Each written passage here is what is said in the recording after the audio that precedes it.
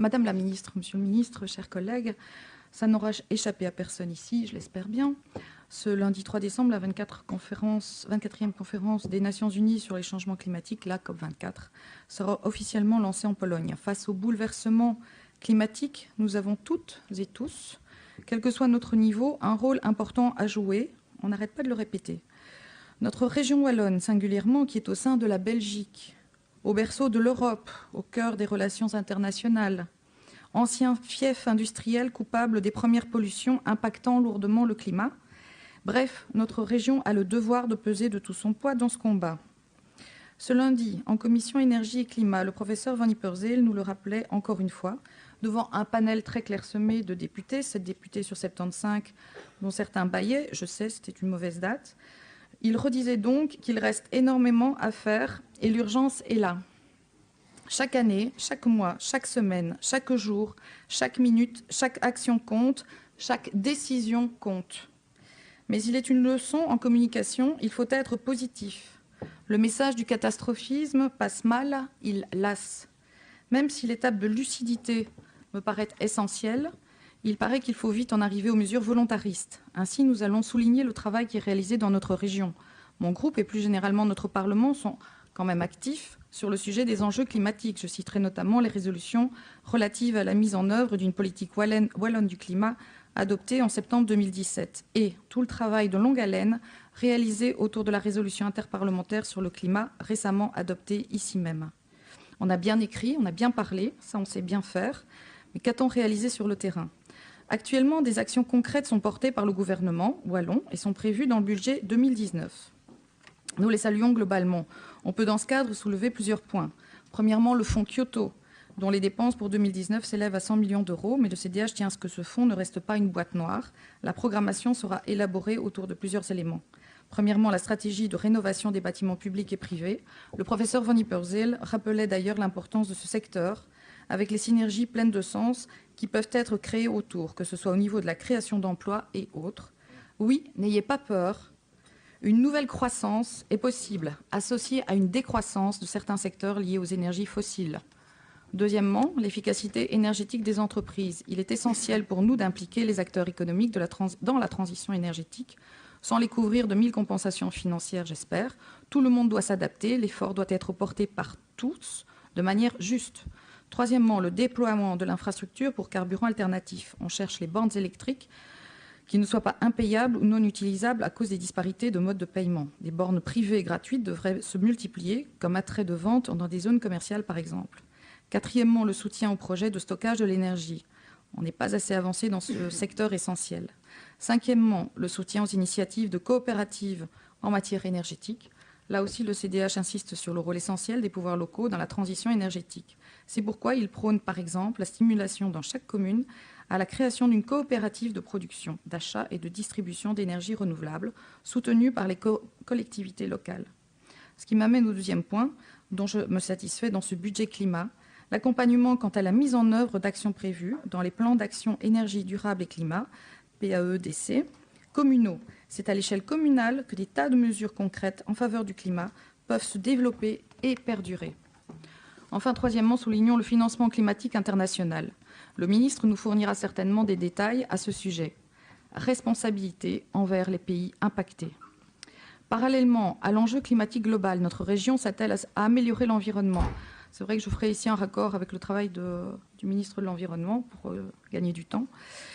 Donc on améliore l'environnement au niveau du territoire au bénéfice des citoyens de la biodiversité. Plusieurs dossiers importants sont actuellement finalisés au gouvernement wallon et nous aurons la curiosité de les traiter au sein de ce Parlement très prochainement. Le décret qualité de l'air intérieur et le décret lutte contre la pollution atmosphérique, très important en matière de santé aussi. Un nouveau code des ressources du sous-sol et un nouveau décret pour assurer une meilleure gestion de la ressource en eau et assurer sa protection, à combiner avec le décret carrière parfaitement maîtrisé par les professionnels du secteur.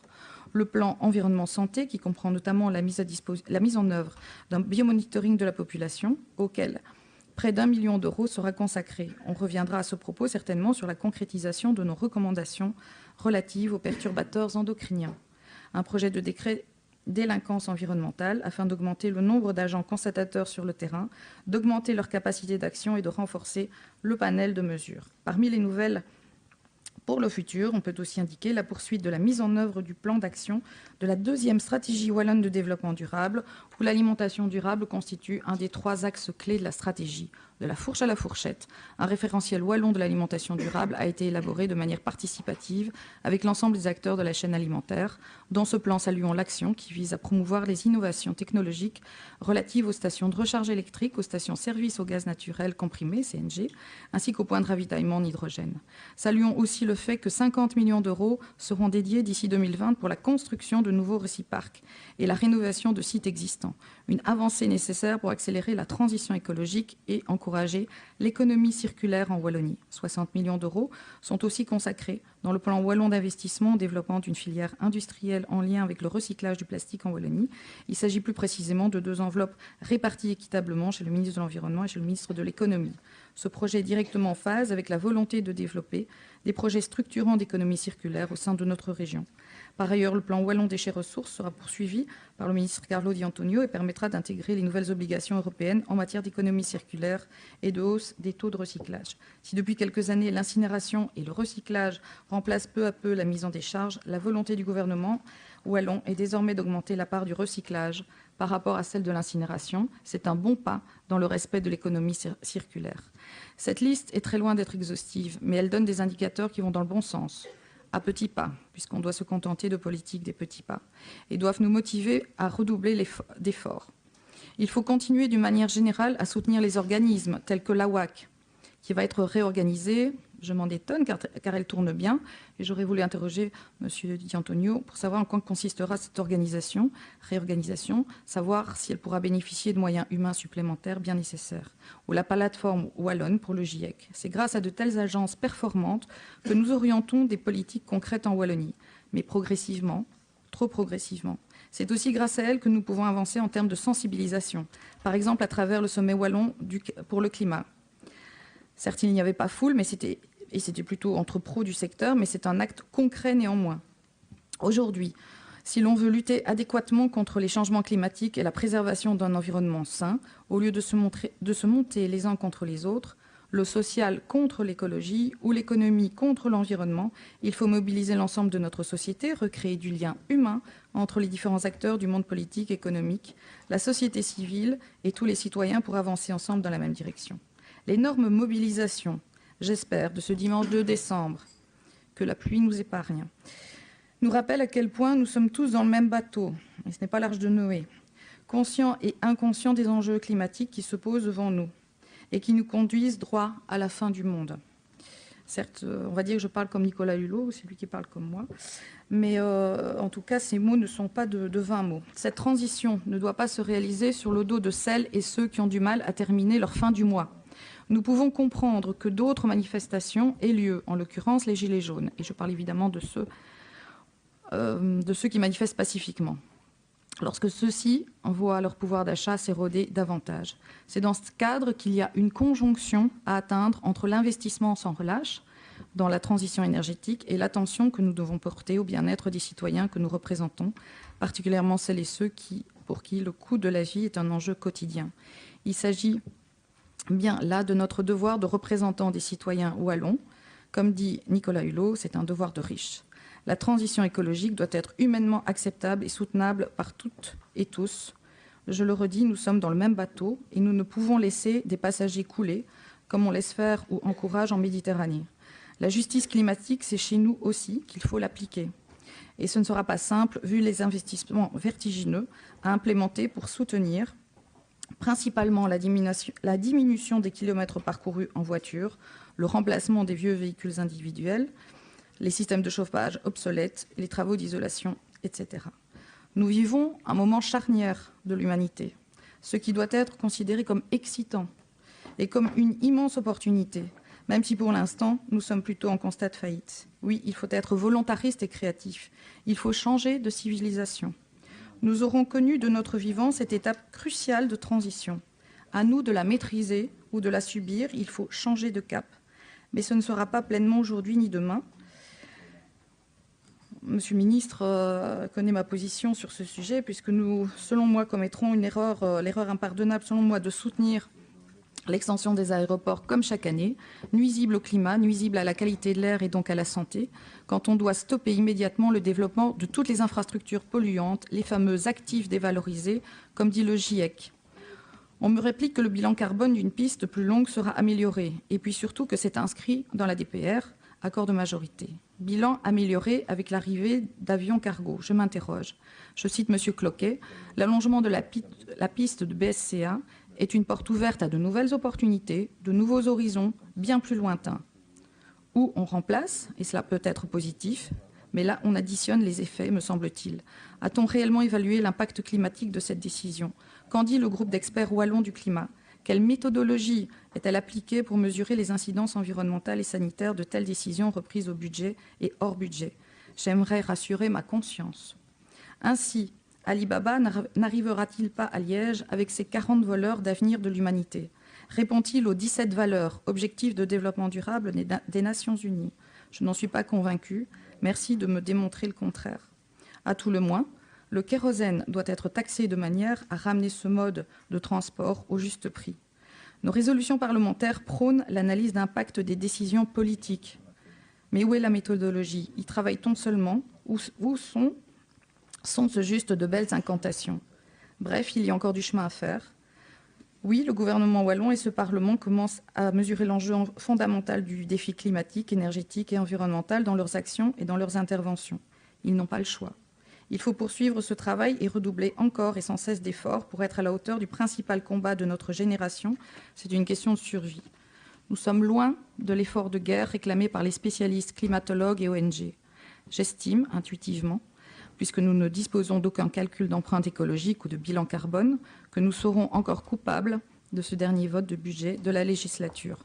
Vous y repenserez dans quelque temps, quand les fins du monde se matérialiseront, quand les catastrophes nous impacteront nous aussi, inévitablement, puisque nous n'avons même pas pris conscience, ou tout à peine, des effets néfastes de la sécheresse de cet été. Il faudra des tempêtes et des dégâts visibles et coûteux, peut-être, même plus assurables. Il faut toucher le danger pour avoir peur et réagir. Il paraît que cela vient de notre histoire originelle. L'homme préhistorique avait besoin d'avoir le mammouth en face de lui pour se décider à déguerpir. Alors la montée progressive de dixièmes de degré de température, même pas peur. Tout comme la sociologie qui démontre que les élus ne bougeront que si d'autres élus montrent l'exemple. Côté exemplaire, on a fait mieux ailleurs et il n'y a pourtant qu'à s'en inspirer. En rêvant de vraies mesures intenses et rapides d'une prochaine législature, ce dimanche, à toute proposition, même aux fêtes scolaires de Saint-Nicolas, dites « Je peux pas, j'ai climat », « Claim the climate » et venez avec vos enfants, pour vos enfants. Je vous remercie. Bien, nous écoutons le ministre. Merci, Monsieur le Président. Mais je veux remercier également les parlementaires pour leurs questions. En ce qui concerne Monsieur Dupont, je dois lui dire que c'est avec une certaine émotion que je lui réponds, parce qu'en dehors du parlementaire de qualité à qui je réponds, c'est aussi, et ça a été pendant tout le temps de cette législature, en tout cas le temps qui a été le mien en qualité de ministre, mon président de commission, et je lui ai dit en commission cette semaine, je le répète en plénière avec le plus grand des plaisirs, j'ai été heureux de pouvoir travailler à ses côtés, et je crois, et je le dis, le Parlement perd quelqu'un de talent, perd un président d'une objectivité à souligner, mais perd en plus, parce que le temps fait comme cela, fait les choses, quelqu'un que j'appréciais à connaître, et j'espère que lorsqu'il quittera ce Parlement, ce ne sera pas la dernière fois que j'aurai l'occasion de le voir. Je sais qu'il a des responsabilités qui l'attendent dans sa commune, et je voulais le remercier.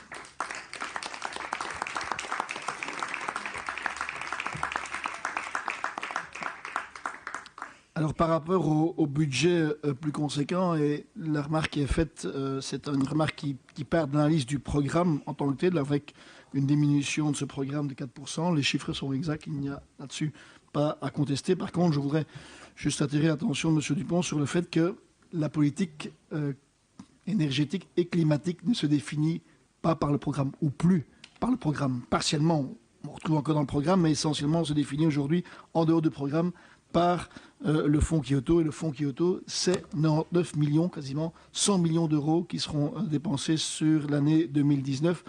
Important parce que c'est M. Azé qui l'avait d'ailleurs signalé également en commission, mais il l'a aussi répété tout à l'heure. Avant 2018, ce programme n'était pas activé. On l'a activé sur 2018. le prix du quota, des quotas, de la tonne de carbone fait en sorte qu'aujourd'hui, ces prix augmentant, on a effectivement un effet recette bien plus important. Et donc, je crois que rien que ça permet de considérer que largement cette diminution sur le programme est compensée par les moyens que nous avons dans le fond. J'attire aussi l'attention, et je réponds aussi à un autre collègue qui a évoqué la chose, de M. Dupont, sur les primes énergie. Primes énergie et logement, c'est une réforme que nous menons ensemble avec ma collègue Debu, sur base d'un constat. Nous inscrivions des montants en termes de primes, mais ces montants n'étaient pas épuisés. Donc, il y avait une sous-consommation, mais qui était une sous-consommation très importante aujourd'hui, avec le système, et j'espère que le mécanisme sera voté par le Parlement dans le premier semestre 2019, avec un mécanisme révisé, et qui a eu une mesure transitoire, c'est celle d'augmentation d'un certain nombre de primes. Je pense entre autres des primes à l'isolation, ce qui a fonctionné, parce qu'on a effectivement une rentabilité plus importante aujourd'hui, notamment sur les primes liées à la toiture, avec une révision de la procédure et la mise en place d'un audit qui priorisera. Je crois qu'on répondra plus facilement aux besoins, surtout qu'on répondra aux besoins des personnes qui en ont plus besoin, parce que c'est souvent cela. Il y avait des effets d'aubaine, ça on l'a constaté, mais nous ne sommes pas là pour aider les personnes qui en ont les moyens ou qui pourraient faire des choix qui sont tout à fait libres, mais bien pour les personnes qui, souvent, dans des habitats les plus vétustes, n'arrivent pas à aller à l'essentiel. Parce qu'ils n'ont pas les moyens d'aller à l'essentiel. Des personnes qui louent, et auparavant, ils étaient exclus de ce domaine d'intervention. Aujourd'hui, même les locataires pourront en bénéficier pour un bâtiment qui n'est pas leur, mais qui est celui des propriétaires. Ils pourront donc l'activer. Et là aussi, on ira sur ce qui est le plus important, c'est-à-dire le plus essentiel en termes d'investissement pour l'habitant, pour l'occupant, et pour les pouvoirs publics en termes de financement. Le fonds énergie diminue, mais vous avez raison, il diminue, mais j'attire votre attention sur l'effet domino au transfert. L'Aquapé a quitté le fonds énergie. Le financement d'Aquapé est aujourd'hui autonome. Ce financement de l'ordre de 6 millions de mémoire est un financement qui alimente directement l'Aquapé, et ça va de pair avec la réforme qui va également autonomiser l'Aquapé, mais qui va l'autonomiser en la mettant en lien direct avec le Parlement. Dorénavant, ce seront les parlementaires qui auront ce rôle, non pas de gardien d'Aquapé, l'Aquapé est autonome, mais ce rôle de contrôle de l'organisme qu'est l'Aquapé, et je peux vous assurer qu'il y a effectivement matière à le faire, et c'est M. Azé qui, en commission également, et vous en souviendrez, a fait cette proposition de dire ce serait bien qu'on puisse alors avoir des observateurs au sein de l'Aquapé. J'ai répondu, et je confirme cela, oui, c'est une bonne proposition. Je ne modifierai pas le décret en la matière, parce que c'est un amendement qui viendra du Parlement, mais je considère que cet amendement devra être soutenu. En tout cas, à titre personnel, clairement, je dis qu'il doit être soutenu. C'est une bonne manière de s'imprégner également de l'humeur, de l'ambiance, et parfois aussi des difficultés auxquelles l'Aquapé est confrontée. Sur le volet... Je précise que c'était une réflexion improvisée et qu'il faudra encore l'approfondir pour pouvoir aboutir. Ça sert à ça, la commission, comme vous le savez également. C'est le sens du débat. Sur le volet social, je reconnais bien là la sensibilité qui est la vôtre aussi. Vous ne l'avez jamais démenti. C'est vrai, j'ai refusé d'accroître ce qu'on appelle les clients protégés. Je l'ai fait parce que on avait en conséquence une augmentation par un OSP du prix de l'énergie. Je vois bien qu'aujourd'hui, c'est aussi une des difficultés, continuer à augmenter le prix de l'énergie. C'est le serpent qui se mord la queue, et on va retrouver d'autres pressions supplémentaires dans la case d'aide publique. Je préfère, et je le dis, je le préfère, et je crois que ça fonctionne. Du moins, je parle d'une expérience qui est plus locale dans ma commune. C'était direct par le biais du CPS. Il faut peut-être parfois, et là je ne peux que vous donner raison, il faut peut-être parfois éviter pour certaines personnes encore de considérer que lorsqu'il y a aide publique, il y a aumône. Ce n'est pas une aumône. Il n'y a pas d'aumône en la matière. Il y a une solidarité de la société qui doit effectivement intervenir. Il n'y a pas de raison qu'elle ne puisse pas exister, qu'on ne puisse pas la mobiliser. Et les fonds peuvent se retrouver à cet égard-là. Et dans ce cas-là, je crois qu'on touche directement ceux qui en ont le plus besoin et qui en ont réellement besoin. Sur les auditions du professeur Van Yperseel, oui, la mobilisation, elle doit être générale, et j'y reviendrai par rapport aux questions qui sont posées par Madame Warou également en la matière. Je ne réunis pas mes déclarations de juin 2017 que du contraire, celles que je faisais avant d'être ministre, à savoir que clairement, il va falloir mobiliser des moyens importants, plus importants peut-être encore que ceux qu'on a. Je crois qu'on peut effectivement se dire que cette ligne de conduite devrait être observée, mais reconnaissons aussi qu'elle doit être transversale. Aujourd'hui, il n'y a plus une compétence qui peut se considérer comme étant absente de la mobilisation sur le climat et la lutte contre le réchauffement climatique. Quelle que soit la compétence, clairement, cette question doit se poser.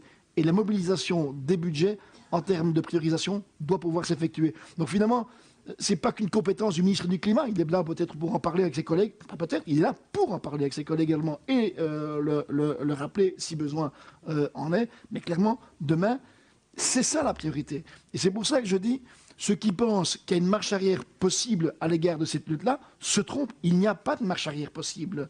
Il y a évidemment à accompagner ceux qui seraient sur le bord de la route, ceux qui considèrent qu'ils ne peuvent pas suivre et qui ne peuvent pas rentrer dans le train. Il faut pouvoir les accompagner. Il faut qu'ils puissent rentrer dans ce train. Il faut qu'ils puissent être accompagnés pour réellement être dans ce mouvement. Mais on ne peut pas ralentir le mouvement de la lutte contre le réchauffement climatique. Si on fait ça, c'est sur l'essentiel qu'on va prendre le risque. Et l'essentiel, c'est que là où on peut aujourd'hui en débattre, et peut-être que les gens suivantes ne pourront plus en débattre, parce qu'on aura connu des crises qui sont bien plus importantes. Et je crois qu'on a encore relativement la chance dans notre pays, je dis bien relativement la chance de ne pas toujours percevoir physiquement ce que c'est réellement ce réchauffement climatique.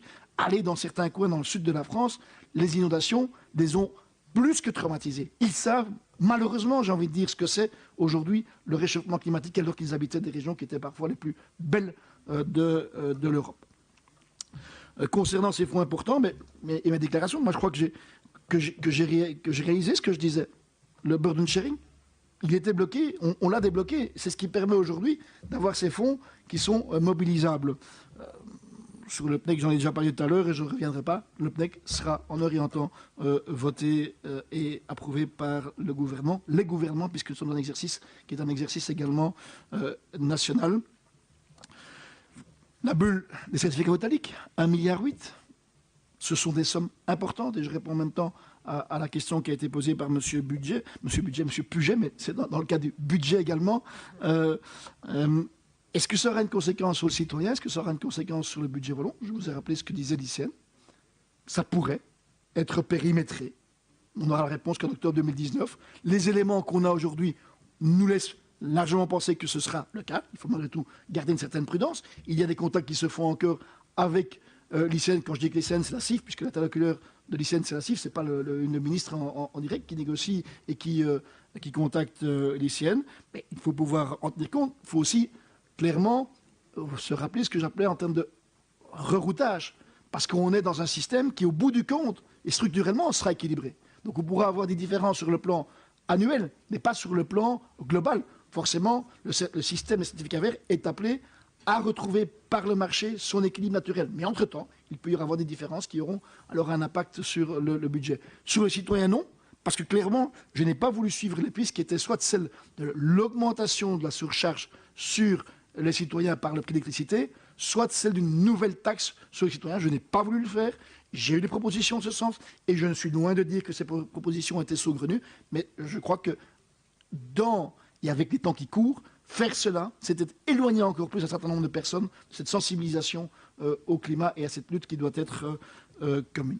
Voilà, Monsieur Dupont, pour les éléments que je voulais apporter en termes de réponse. Oui, j'ajouterai que très prochainement, nous passerons demain au gouvernement les réseaux de chaleur. Trop souvent, on a vu énergie par rapport à l'électricité et on a oublié que énergie, c'est aussi de la chaleur. Il y a d'autres pays, je pense notamment au Grand-Duché de Luxembourg, nos voisins, où ils ont directement compris ça, où ils ont directement accentué l'investissement sur les réseaux de chaleur. Et je veux la vérité, parce que c'est mon collègue qui me l'a lui-même précisé au sein du gouvernement luxembourgeois, il l'avait fait parce que leur analyse de la directive européenne était de se dire il y a plus d'aide, potentiellement plus d'aide européenne en la matière. Ça n'a pas été le choix que nous avons fait, c'est comme ça, mais il n'est pas trop tard pour le faire, je dirais même que c'est impératif. Et quand je vois là aussi la manière dont la Wallonie peut être performante, je rappelle toujours cela. Vous savez qu'il y a eu un débat sur les poêles à mazout. J'ai un collègue du nord de ce pays, Bartholomène, pour ne pas le citer, qui voulait le supprimer dans un an. L'interdire, purement et simplement dans un an. Je m'y suis opposé parce que ce n'était pas ce qu'il y avait dans le pacte énergétique, et pour une raison bien simple. D'abord, c'est que si en Flandre, on peut trouver rapidement alternative par rapport au gaz, ce n'est pas le cas. Partout en Wallonie, nous sommes moins fournis en termes de réseau sur le gaz. Deux, je pense aussi que cette analyse-là faisait fi d'une matière première qui est celle de la Wallonie, qui est le bois. Et si nous gérons bien cette matière première, trop souvent dans le Nord on oublie ça, c'est qu'en Wallonie on a ce bois. Et si on le gère convenablement, par la biomasse ou pas, mais si on le gère convenablement, intelligemment, il y a aujourd'hui une entreprise wallonne située près de Namur, je n'en ferai pas la publicité même si j'en brûle d'envie, une magnifique entreprise wallonne avec 200 personnes qui y travaillent et qui produit des poêles à pellets, bois, zéro carbone. Zéro carbone. Ça, c'est l'avenir. Et c'est une entreprise wallonne qui dessine l'avenir aussi. De temps en temps, il faut peut-être le rappeler aux uns et aux autres. Voilà pour les réponses que je voulais donner à M. Dupont. Madame Balthus-Morès, merci pour les éléments de mise en perspective qui ont été les vôtres dans le travail que nous abordons. Et je connais votre sensibilité, j'ai envie de dire, dans ce sens positif du terme, toute germanophone sur le dossier. Le vent, dit-on souvent, vient parfois du nord, mais en la matière, il vient plutôt de l'Est, parce que systématiquement, vous êtes celle qui rappelle aussi ce combat que vous menez d'ailleurs très bien. Et alors, vous avez mis sur la table, je ne m'y attendais pas, je dois le dire, mais je trouve que c'est intéressant, un dossier qui est climat-agriculture. Intéressant, moi qui en plus vis dans une commune rurale, je peux vous dire qu'effectivement, c'est une thématique qu'il faut oser affronter, qu'il faut oser aborder, qui n'est pas simple, parce qu'il y a encore parfois une tradition, comme on dit, un certain conservatisme qui existe, même si les chiffres ont été rappelés tout à l'heure, 10% des agriculteurs wallons aujourd'hui sont en bio. Mais est-ce que le sujet est tabou? Non. Il ne peut pas être tabou. Est-ce qu'il est difficile? Oui. Et je crois que ce travail doit pouvoir se faire à la fois avec mon collègue René Colin, mais aussi avec la matière telle que je l'ai en termes de compétences. Vous parlez d'une résolution. C'est une bonne idée, une résolution. Mais si vous me permettez juste un petit conseil, oui, faites cette résolution, mais accompagnez-la peut-être, et il n'est pas trop tard pour le faire, et dans les mois qui viennent, vous verrez que souvent ça peut être intéressant de le faire, accompagnez-la alors d'auditions. Préparez votre résolution par des auditions. Alors je sais très bien qu'un parlementaire peut lui-même auditionner, rencontrer un certain nombre d'acteurs, et ensuite rédiger sa résolution. C'est d'ailleurs souvent comme ça que ça se fait. Mais je sais aussi que l'altruisme qui doit être le vôtre et ceux d'autres parlementaires, c'est peut-être de dire à la commission, que ce soit celle de l'agriculture ou la mienne, ça c'est à vous à choisir, peu importe, sur cette thématique-là, passons par des auditions et rédigeons ensuite une résolution en commun. C'est toujours plus fort quand sur des thématiques comme celle-là, on peut travailler majorité et opposition réunies. Madame Ouarou, qui évidemment a déjà dans les yeux la COP24 qui suivra très rapidement la manifestation de dimanche. Et quand vous évoquez la Wallonie qui est cet ancien fief industriel, d'abord je crois que vous avez raison, cette page doit être tournée aujourd'hui, mais ce n'est pas parce qu'elle est tournée qu'il faut être amnésique par rapport aux responsabilités. J'ai eu l'occasion de débattre avec vous dans certains auditoires, et je n'ai jamais caché la responsabilité qui doit être la nôtre en la matière. Le paradoxe fait que finalement, ceux qui ont été les plus grands pollueurs, donc les plus grands responsables du réchauffement climatique, entre autres la Wallonie, et nous ne sommes pas les seuls, mais nous sommes dans ceux-là, sont finalement ceux qui sont encore aujourd'hui le plus épargnés par ces conséquences-là. Ceux qui n'en sont pas les responsables, l'Afrique, sont en première ligne dans ceux qui subissent ce réchauffement climatique. Et il y a là non seulement une responsabilité qu'il faut reconnaître, mais ça n'est pas suffisant. Il y a aussi un engagement financier qu'il faut soutenir. Alors je sais bien que parfois certains ont par rapport à des politiques qui visent l'extérieur, l'étranger, des propos qui sont pour moi insupportables en la matière. On ne se grandira qu'en reconnaissant et la responsabilité sur le plan moral et politique et la responsabilité sur le plan financier. Et c'est pour ça que nous avons au gouvernement prévu, en sus des 8,5 millions d'euros que nous supportons dans le cadre du burden sharing et de la responsabilité sur l'ensemble du pays, que nous avons prévu 20 millions d'euros qui sont versés dans un fonds suisse, ça, on n'en peut rien s'ils ont leur siège en Suisse, mais qui a pour vocation d'aider exclusivement, et je dis bien exclusivement, les particuliers, les citoyens en Afrique par une aide sur le photovoltaïque, sur les toitures, de ceux qui, sinon, n'auraient jamais abordé cette technique qui leur permettra de trouver de l'autoconsommation et donc forcément aussi de l'autonomie énergétique. Parler également du défaitisme. Je vous l'ai déjà dit, votre talent ne peut pas être empreint de défaitisme. On ne peut pas. On ne peut pas. Le défaitisme ne va rien arranger. Comment ? Non, ce n'est pas que de la lucidité. Là-dessus, on ne sera pas souvent... vous savez que là-dessus, on n'est pas d'accord. Clairement, même quand il est moins quart, même s'il est resté 2 secondes, toute l'énergie doit être mise pour en sortir. On ne peut pas, quand on s'intéresse autant, quand je dis on ne peut pas, je n'ai pas de conseil évidemment, ni d'ordre encore moins à vous donner, et on ne peut pas se dire que tout est fichu. C'est moins quart et on doit pouvoir continuer à se réveiller. Et c'est comme ça qu'on en réveillera encore et encore trop qui dorment. Là, vous avez raison, mais c'est pas parce qu'ils dorment que nous, on ne doit pas deux fois plus souvent être aux barricades dans le bon sens du terme et pas par rapport à des images qu'on a récemment vues. Et c'est vrai que parfois, tout nous pousse au défaitisme. Je ne parle pas que de Trump, hein, mais quand je vois que le Brésil, ce grand pays, avec tout ce qu'il a comme forêt, qui devait accueillir la prochaine COP, la COP 25, aujourd'hui oublie cet engagement, mais la continuation en termes politiques, quel que soit le gouvernement qui suit un autre gouvernement, ça c'est la logique démocratique, c'est comme ça.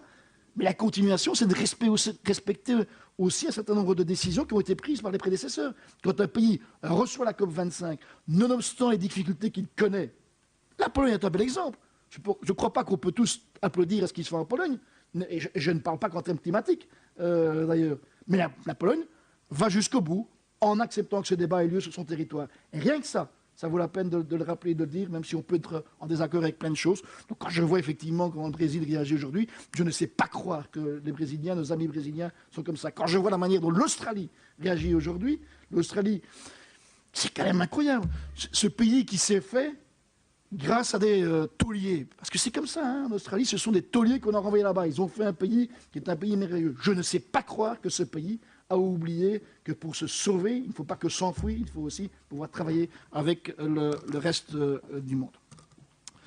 J'ai parlé des primes, donc je ne reviens pas. Sur les bornes électriques, et ça permet également de répondre à M. Puget sur la question. Aujourd'hui, on a en Wallonie moins de 300 points. Pas grand-chose. Hein. Je peux vous dire qu'avec ça, on va pas aller très loin. Avec ce qu'on a fait en 2018, c'est 250 bornes. Ce ne sont pas les hyper-bornes hyper rapides, etc. Et pour une raison bien simple. C'est que déjà, je crois que le privé est largement demandeur. Et je dois, avec mon collègue Carlo De Antonio, d'ailleurs, évoquer ça sur l'aménagement du territoire, parce que, je ne vais pas citer de nom, mais il y a vraiment des entreprises qui sont prêtes à financer ces bornes. Ce qu'elles demandent, c'est qu'on facilite l'installation sur le plan d'aménagement du territoire. Comme souvent, entre Carlo et moi, on a des dossiers qui sont partagés, où l'énergie est une chose et l'aménagement du territoire autre chose. C'est le cas pour l'éolien avec la Pax Eonica aussi. Et parfois, on doit mettre René Collin en plus dedans. Alors, on est plus fort évidemment à deux pour le lui expliquer. Et on fait, hein, on y va. Ben, voilà un dossier dans lequel, sur ces super chargeurs, j'ai envie de dire, ces bornes, le privé, largement, a les moyens pour le faire et est prêt à le faire. Par contre, il reste les autres bornes. Celles que vous devez pouvoir trouver, même dans le village le plus éloigné. Il n'est pas dit qu'un véhicule électrique, et si on veut 20% de véhicules électriques pour 2030, clairement, il faudra que le maillage soit effectué. Et bien là, par rapport à ce que nous avons fait sur 2018, c'est 500 points d'alimentation. En plus, c'est le million que vous avez évoqué. Ce n'était pas 1 million au départ, mais on a agrandi l'enveloppe pour permettre quasiment à tous les projets d'être retenus. Il y a 1 ou 2 projets qui n'ont pas été retenus. Je crois réellement que ça ne répondait pas au strict minimum en termes de qualité. Donc il y a quand même des conditions. Et d'ailleurs, clairement, je crois que dans le nouvel... Je ne crois pas, ce sera comme ça dans le nouvel appel 2019 cette fois-ci, puisqu'on repartira vers une somme identique, et j'espère qu'on pourra le faire sur 5 ans, ce qui veut dire qu'on aura largement alors augmenté notre nombre de bornes.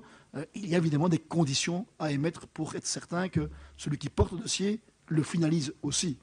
Quand on sollicite l'installation de bornes, il y a derrière ça une réflexion qu'il faut avoir, quel que soit celui qui le demande, que ce soit un pouvoir communal.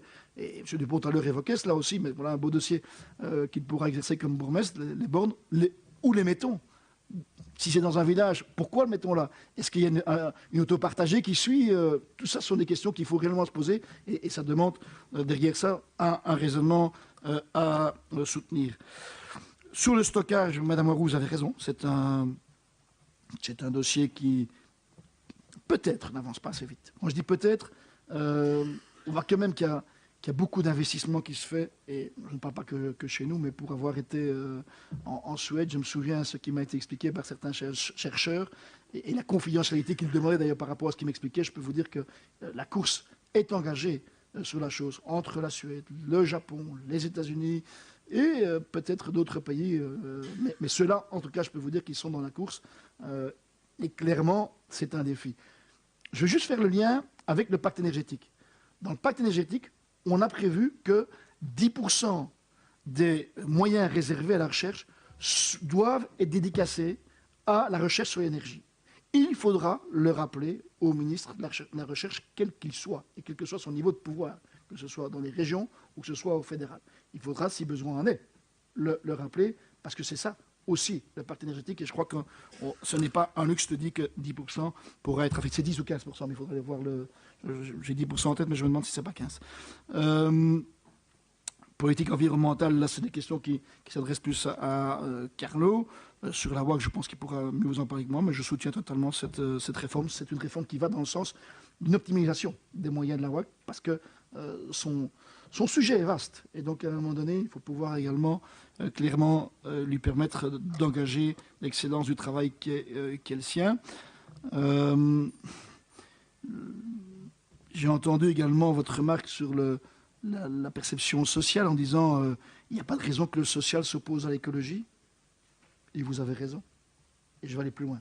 Il n'y a pas de raison d'opposer social, écologie et économie. C'est un triangle qui doit travailler ensemble.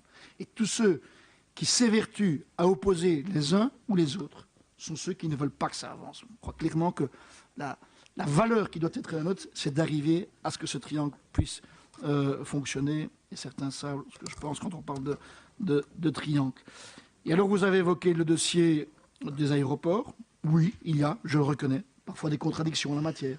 Entre être ministre du Climat et ministre des Aéroports, parfois, effectivement, il y a des questions à se poser. Je me les pose et je n'apporte pas toujours les réponses non plus. Je peux effectivement le reconnaître. Mais je sais aussi que ces aéroports sont, pour la Wallonie, en termes de développement économique, quelque chose d'important. Et que le débat pour des aéroports plus propres, pour des avions plus propres, plus respectueux dans leur environnement, ce n'est pas qu'un débat wallon. C'est un débat qui doit être porté sur le plan européen et mondial. Et ça, c'est effectivement à nous à le faire également, mais pas seulement à le faire qu'ici, au sein de notre Parlement. Vous avez évoqué Alibaba. Il se fait que le hasard des calendriers, surtout le hasard des conseils d'administration qui se réunissent, me permettent de vous confirmer aujourd'hui qu'Alibaba viendra à Liège. C'est fait. Le conseil d'administration à l'unanimité. Encore ce matin, quand je disais certains journaux, et ce n'est pas du tout une critique à l'égard des journalistes, ils avaient des informations qui sont les leurs et ils ont bien le droit non seulement de les avoir, et en plus de les rapporter. Mais quand on lisait ce matin, on avait l'impression que ça risquait de ne pas se faire, parce que certains actionnaires peut-être auraient été opposés. Je le dis, Alibaba, ça vient d'être voté, à l'unanimité, ça m'a valu quelques coups de téléphone hier, mais c'est mon boulot aussi. On ne peut pas dépendre des aéroports sans se dire qu'on veut accueillir finalement ceux qui dans le monde font vivre le commerce aussi.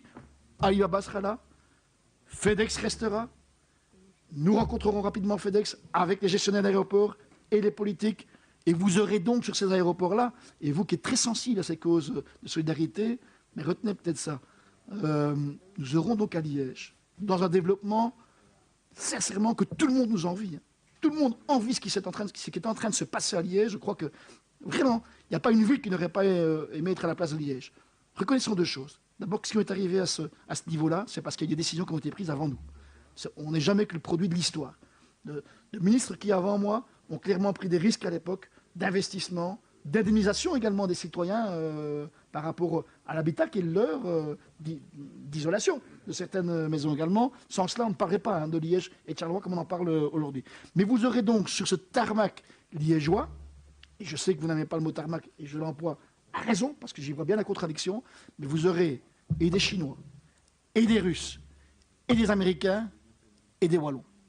Ben, finalement, si à travers ça, peut-être on en faisait œuvre de paix, il y a des endroits où on a de la neutralité pour accueillir tout cela. chez nous avec de l'économie, on va pouvoir le faire aussi. Et j'espère qu'un jour, on parlera également d'écologie en la matière. Et c'est possible. Je vous invite, si vous avez un peu de temps, un jour de visiter l'aéroport d'Arlanda en Suède. Tout n'est pas encore green. Tout n'est pas zéro carbone. Mais c'est dans la feuille de route. Et ça fonctionne, Arlanda.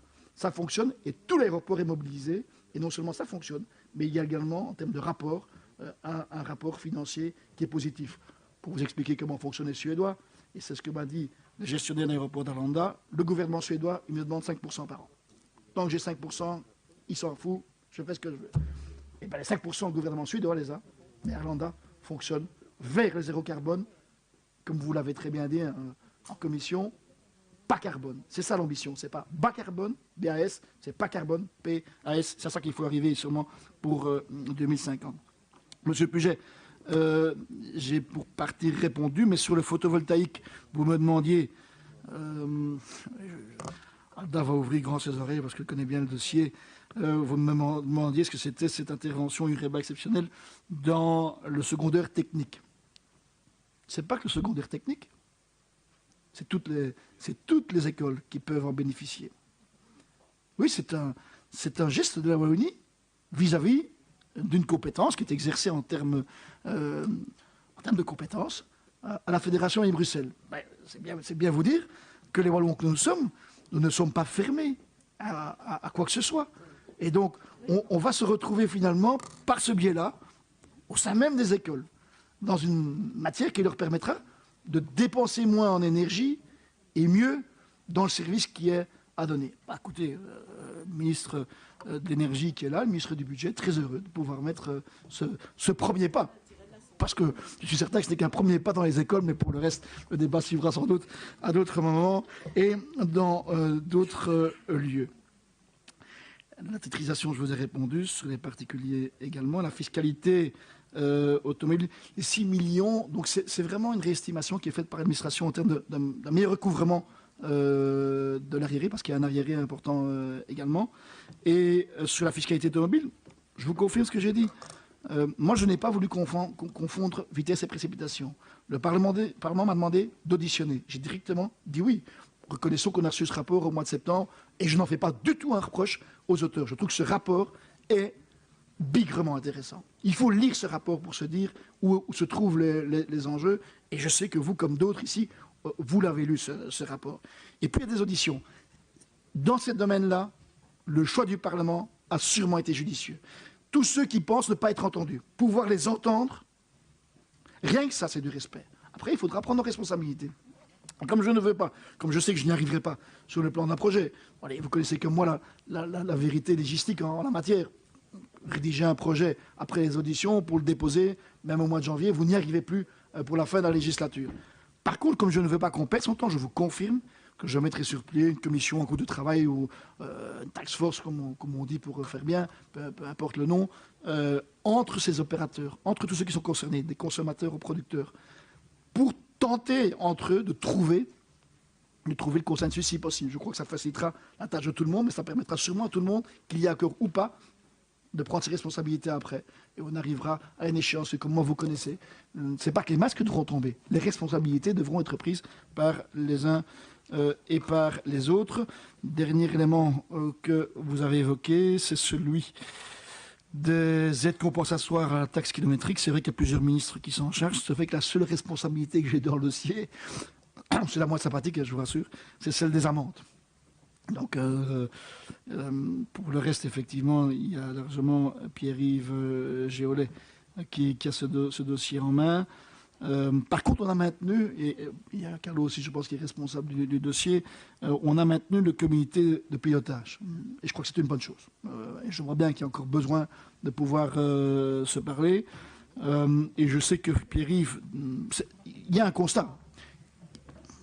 L'article est loin d'être épuisé. Et vous avez mis un point sur une difficulté, qui est le processus administratif. Qui, effectivement, pour avoir rencontré l'un ou l'autre cas, est un processus qui ralentit la manœuvre plutôt que la positiver. Et donc Pierre-Yves va venir au gouvernement très prochainement avec un projet qui touchera le CNG.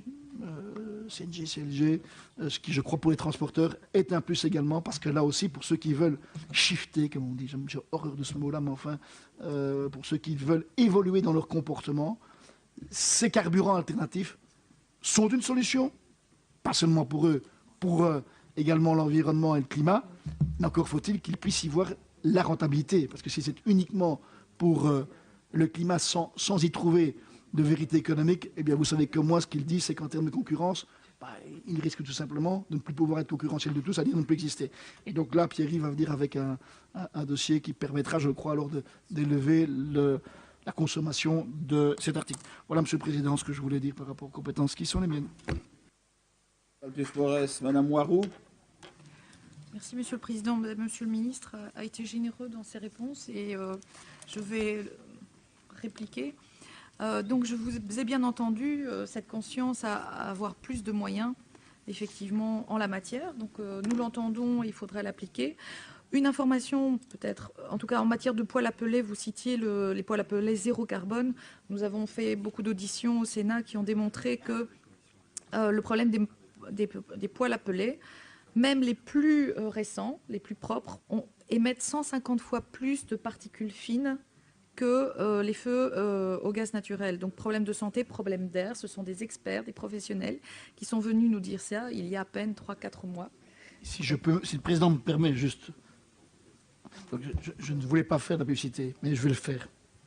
STUV, S-T-U-V, 15 km d'ici, c'est wallon, c'est zéro carbone, et on n'a pas le problème que vous évoquez. Particule. Allez les visiter, et je crains parfois, et je ne dis pas que c'est toujours le cas, que, vous savez, dans une antenne qu'on appelle le fédéral, CEDA, même si CEDA n'est jamais que la réunion des régions encore, on oublie que cette Wallonie, elle existe, elle produit. Allez les voir, ne vous croyez pas sur parole, allez les voir, et vous serez convaincus, et vous donnerez à la Wallonie une chance en plus de gagner. C'est pour rassurer votre collègue, le ministre Carlo Di Antonio, en matière de qualité de l'air, si on arrive à avoir zéro particules fines, mais ce n'est pas ce que nous avions entendu à l'époque au Sénat. J'entends effectivement votre prise de conscience de le fait que vous admettiez la responsabilité de la Wallonie, cette responsabilité passée, cette responsabilité, vous dites bien, morale, politique et financière, pour s'occuper des... Nous sommes les plus épargnés. Et donc, le fonds suisse, si je puis dire, de 20 millions d'euros est tout à fait appréciable et devra toujours être alimenté. Alors, je reviens vers ce que vous traduisez comme défaitisme. Je suis une catastrophiste, même collapsologue, mais en réalité, derrière cela, pour moi, c'est plutôt une lucidité révoltée et un volontarisme que je voudrais créatif. Vous dites qu'il est moins quart, moi je pense qu'il est plutôt moins une. Donc, il s'agit effectivement de réagir. Vous repreniez l'exemple des bornes électriques. Vous savez que je vous avais interrogé par rapport à notre région sur l'utilisation des bornes d'État, où c'était pas toujours évident, c'était du mobilier urbain. Voilà, je voudrais savoir effectivement quelle est leur efficacité d'utilisation toujours. Le stockage d'électricité, problème effectivement au niveau international, mais le pourcentage mis dans la recherche est un élément extrêmement positif. La WAC, revenir sur, en tout cas moi, de ce que je les connais, de ce que je peux apprécier, je trouve effectivement qu'ils font un excellent travail, il faut absolument les soutenir et ne pas casser le... En tout cas, j'ai l'impression que le fonctionnement va bien, il ne s'agirait pas de l'abîmer. Votre triangle, le social, l'économique et l'écologie, ce sont les piliers du développement durable. J'aime bien, alors, y ajouter la notion de culture. Certains vont le mettre dans le social, mais je pense que le pilier culture, sensibilisation est fondamental. Pour les aéroports, voilà, on ne sera pas d'accord. Vous admettez effectivement qu'il y a contradiction et l'importance du volet économique. Vous parlez d'avions plus propres, que ça doit se faire à l'échelle européenne et mondiale, je l'entends. Mais je ne connais pas ces avions propres pour l'instant, au contraire. Vous vous réjouissez, je vous vois vous réjouir de l'arrivée d'Alibaba et cet accord à l'unanimité du CA. C'est pour moi une autre contradiction. C'est pour moi un modèle de croissance nuisible. Pour moi, ça risque d'être Alibaba et ses 40 malheurs. Vous parlez du développement de Liège, issu de décisions antérieures. Moi, j'ai envie que les décisions nouvelles soient très différentes des décisions passées. Il faut absolument les changer. La mondialisation, pour vous, peut être œuvre de paix. J'ai l'impression réentendre ce qui était dit dans la déclaration interprétative du CETA que j'ai toujours pas digéré, où on osait dire que le commerce sauvera le climat. Je ne puis admettre ce genre de raccourci. Et alors, donc, effectivement, lundi, j'avais émis cette proposition d'expression de société pas carbone, et vous reveniez sur la possibilité d'avoir des aéroports pas carbone. Je ne demande pas mieux que d'être convaincu, mais je ne le suis toujours pas à ce stade. Et je rappelle le besoin qui a été dit, répété par les experts, d'un plan Marshall. Je considère qu'on est encore dans les petits pas. Je reconnais que les pas sont plus grands que précédemment. On commence des enjambées. Vous êtes un bon marcheur, vous savez faire de plus grandes enjambées, mais on n'est pas encore, je pense, dans la stratégie élargie de management climatique. Il y a 2 jours, j'étais au dialogue gouvernance climat. 2 mesures phares étaient proposées. C'est un comité d'experts belges qui aurait une forme de contrôle, de conseil et de contrôle sur les décisions politiques, et une loi spéciale climat qui nous contraint, qui nous engage. Je pense qu'il faut réellement structurer les analyses, les recommandations, les actions à toute échelle, avec cette fameuse, effectivement, dimension sociale. Je rêve toujours d'une plateforme rassemblant les leaders politiques, entreprises, universités et citoyens. Pour l'instant, je ne sais pas où elle est, cette plateforme, et l'importance d'aller voir ailleurs les bonnes références, ceux qui sont en avance. On a entendu justement mardi le Royaume-Uni qui a sa loi climat depuis 2008, donc ils peuvent déjà faire des bilans et vraiment s'adapter. Et voilà, je voulais soutenir les propositions de mes collègues en matière de déchefinade de transition écologique et solidaire. Je pense que le terme français est intéressant. Et évidemment, tout à fait d'accord pour travailler sur les connexions climat et agriculture. Ça fera du bien à l'agriculture. Merci, Monsieur le Ministre.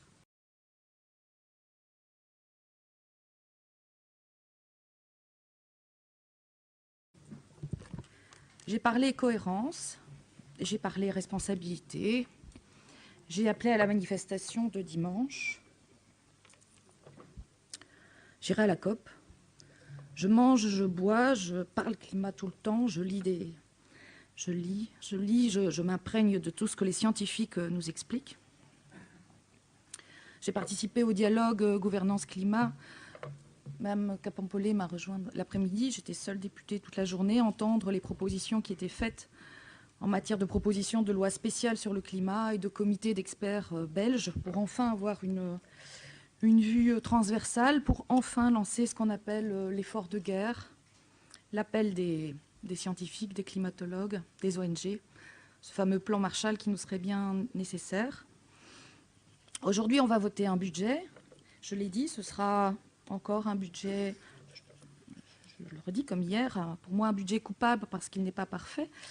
Mais il intègre beaucoup de choses importantes, notamment en matière de santé, d'environnement. Il correspond à la DPR que j'ai approuvée.